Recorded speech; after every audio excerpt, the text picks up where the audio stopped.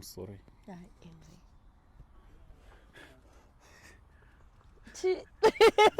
Toda kubvunza mibvunzo yakadaro. Aiwa ndongobvunza zvandoona vanhu vachinyora comment section. Senhumbu vanoida kuti uite zvonhumbu anditakapedzera. Vanodaga kuti uve. Hello good people, welcome back to yet another video here at your favorite channel of your choice, Saint TV. Zita ndi Uncle Saint, chanzvadzi chamai venyu imi manditi chigotomba mana mama zvinoita na Uncle Saint manje. Kunyange ukabhoikana navo unofanira kungoziva kuti uri kutobhoikana namai vako because ndiri hanzvadzi yamama handiti. But chekutanga, kana uri kuchiona kekutanga panapa Saint TV, subscribe wonofollowa futi Facebook page angu rakanzi Saint TV. TikTok account yedu ngatiipushe hama dzangu yakanzi izvo ni Uncle Saint. Nhasi ndashanyira muzukuru handiti. Uyu muzukuru wangu uyu handiti. Zvoti zvimwe zvamunonyora comment section nezvimwe zvamunotumira kuma inbox zvinotondiafecta. Zvinotondidi. Mune muchida kuti tiite sei kana muchimunyorera kuinbox zvakadaro imi? Alright, anyway, ngatimire zvedu nyayo, rega taenda kumhoresa nditi. Yes kani muzukuru wangu. Ndiri right uncle, muri sei? Ndiribo uri kuglowa. Thank you, I know. Oh, you know. I know. Handiti. Otherwise tingati iri sei life. Basa na little cute wedu zvichidaro. Zvese zviri right. Basa riri right, mwana ari right zvake, Mwari vari kutichengeta, saka tiringonzwa kufara. Handiti. Uri kugara muno here kana kuti uri kupota uchimbobuda? Because skin yako. Ndiri muno. Hausi kupota uchimbobuda? No. Ndiri kugara muno medu muZimbabwe. Kunotoni kwedu. Nice one. Chekutanga ndoda kuti happy birthday to you.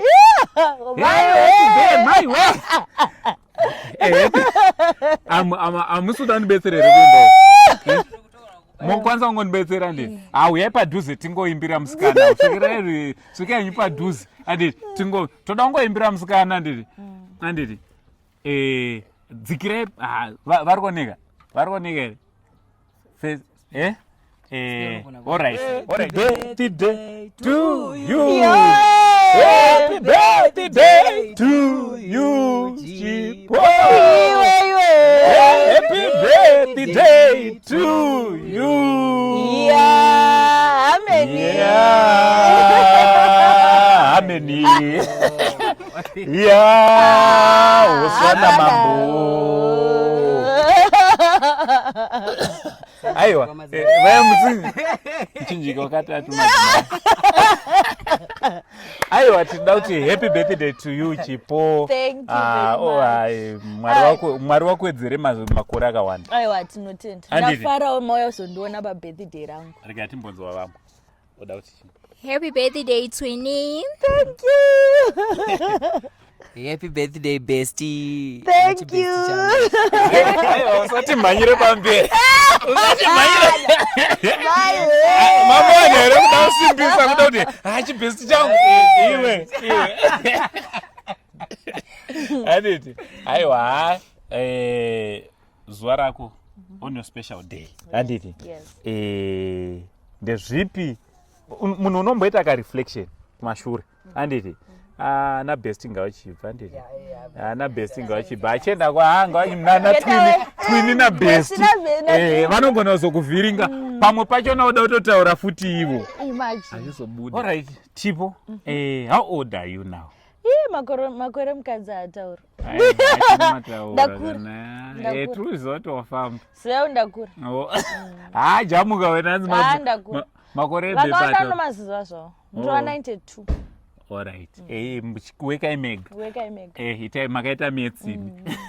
Chimbo kubva pazuva ranhasi umbodzokera kumashure. Kumboreflectawo kuti zvanga zvakadii kuti uzosvika pauri apa nhasi. Zvanga zvakaoma. Dzimwe nguva zvinenge zvichioma, dzimwe nguva zvinenge zvichipfava. Asi semukadzi, semunhu wechikadzi unoshingirira. Alright. Kuti zviite. So ndingotenda Mwari nekundichengeta kwaari kundiita. zvinhu zvinofadza kuve nemakora andinawo right now vamwe vakatadza kumasvika zvinhu zvinofadza ndinokurudzirwa kufara yes ndizopakata ndipakati vari kutopanzwa futi ani mazvinzwa musikana ari tichipakata ina handisizopakata ndo panoita kuti zvinakidze tiri kuda kuti timbotarisawo kwauri pauri ora timbodzokera edu iwo hausisingori just a musician uri kuziva rezvo une content rakawanda rava kuita kuti kutokuti uri artist musician tinoita kulimita because ndakatozodiscover kuti kana acting uriko acting kutoacta futi uritoriko futi ndezvipi zvauri kuona uchiita mugore rinoiri new year rawapiwa ndikutoona kuti this year ndasingatoziva ndogonawo kuacta ndasingatozviziva pandakatoona kuti mwari vakandipa zvipo zvakawanda ndiri kunzwawo kufara nekubatana nafreds toziva nedubhira kudhara but zvinhu zviri kufadza ndakunzi maidhorothy by the way ndanichatozouya ipapo kuti kumaidhoro ndiani zvakafamba sei so ndiri kuona this year pachibuda content yakawandisa pachafarwa chimbotaura kuti advice yaungada kupa kune maartist vamwe vanongomira chete nemusic vamwe vanongomira chete neacting ungada kupa advice yekuti kudii kune maartist in general emuzimbabwe especially muzimbabwe andinoziva kuti muzimbabwe content kuti rizobhadhara ka pane pasheshwa ungada kuti kudii kune mamwe maartist ndoda kuti chandoziva ndechekuti munhu anogona kuacta anogona kuimba futi munhu anogona kuimba ane kakuacta kainako because mavhideos aunoita uchiimba yaya kuacta ka saka I think kana uchiona kuti iwe unofarira zvekuacta futi pinda zvese ita zvese because kumira chinhu one hakubhadhari pindana nezvese uchingoona kuti unozvigonawo here muchiita ita so that zvinhu zvifambirane kozotiwo kumusic gore rinoiri hausi kuti promisa mabviravira mabviravira ari kuuya obvious andini ndizosiya hangu kuimba ndokwangu chaiko chaiko saka mabviravira obvious ari kuuya kuri kuya album ipi here kana kuti masingles ini handiwanzofarira zvekuita maalbum maep chichi ndinongobudisa masingles chingomhanya ndakadaro handiti saka masingles ari kutobikwa ari kutobikwa izvezvi chimbotipawo kaklu kekuti makolabo ariko here dhise ariko ende ungatiudzewo here kuti naanani alright we are working on something nafreds seriously tine zvatinoda kuita then ndiani mumwe vakawandisa maidhoro saka chimbondiudzai karakta yamaidhoro ndiani akafunga yeye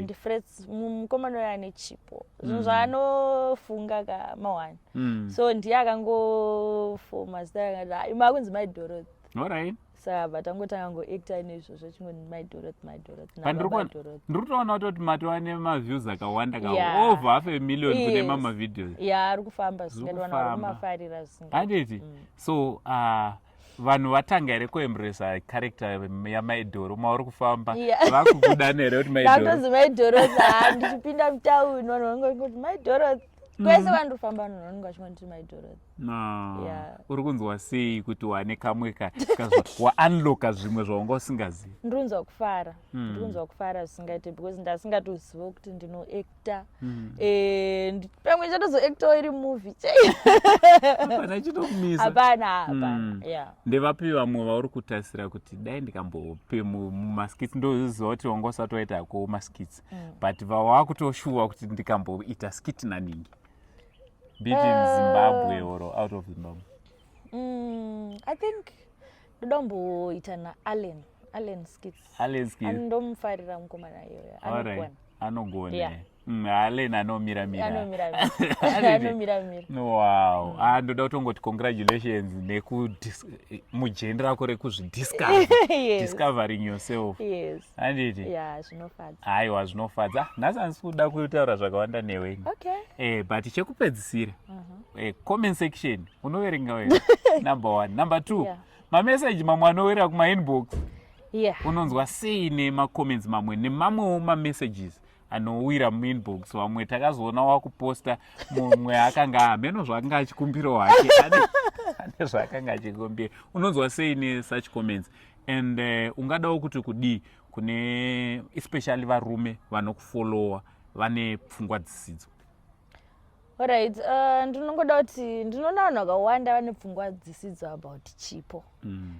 Handizoti maybe first yangu inoita kunge munhu ane musikanzwa here kana kuti vanhu ena vakambondoona achita musikanzwa here.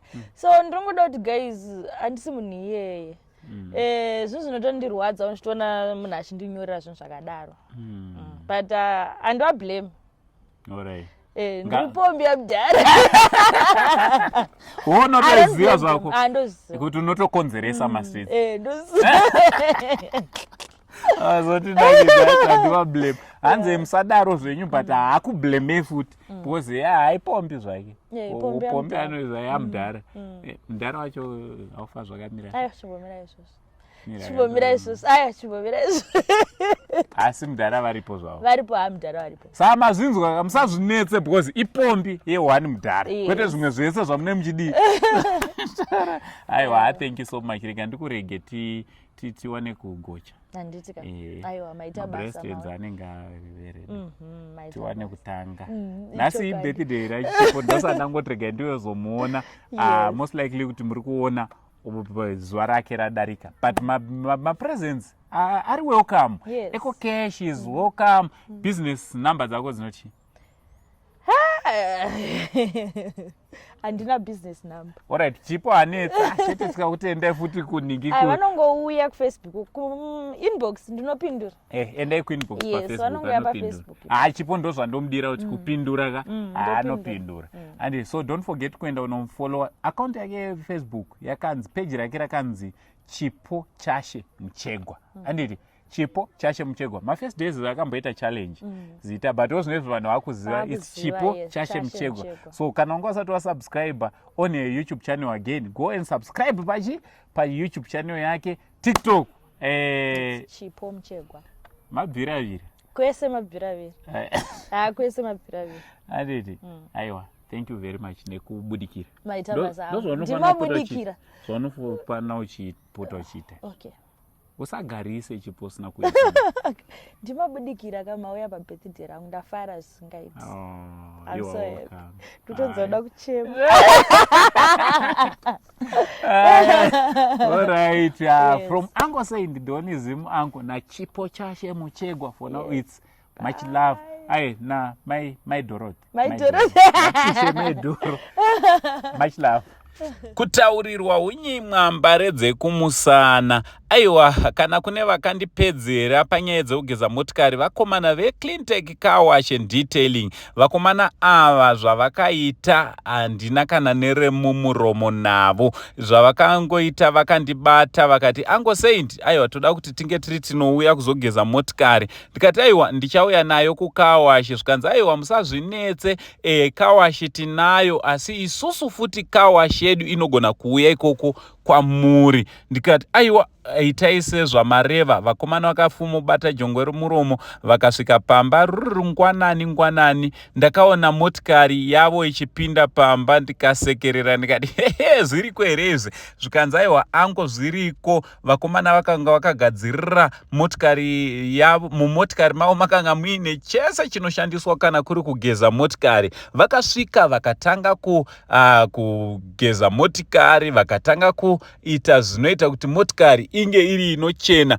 Motikari yakagezwa zvekuti ndakashayiwa nepekutangira, ndakashayiwa neromumuromo. Motikari iyi ndakanga ndatozvigamuchira kuti haichachene. Imotikari yandiri kushandisa kuenda kupi nekupi, imotikari inoita zvese. Asi vakomana vakazviramba zvikanzi toda kuisiya yave inyowani motikari iyi. Aiwa motikari yakagezwa vakomana, ndikaona motikari yave seitsva zvayakanga iri motikari iyoyi ichiri inyowani. 1 patakaitenga. Ndizvo zvayakadzokera kuita zvakare mushure mekunge yabatwa nevakomana veClean Tech Car Wash and Detailing. Aiwa, ndakatifunga kuti pamwe zvichaperera panze, ndakaona nemukati zvakare madzokera kuita semutsva. Aiwa, chinova chinhu chinofadza, chinhu chakandifadza zvikuru. So zvamunongoita kana muchida kuti vauyewo kwamuri ikoko, munongovabata panhamba dziri paskrini. Vakomana ava vanouya vachimanya motikari yenyu pasina nguva ngani, inodzokera kuita motikari itsva. Clean Tech Car Wash and Detailing, idzi ndidzo nyanzvi pabasa rekugeza motikari.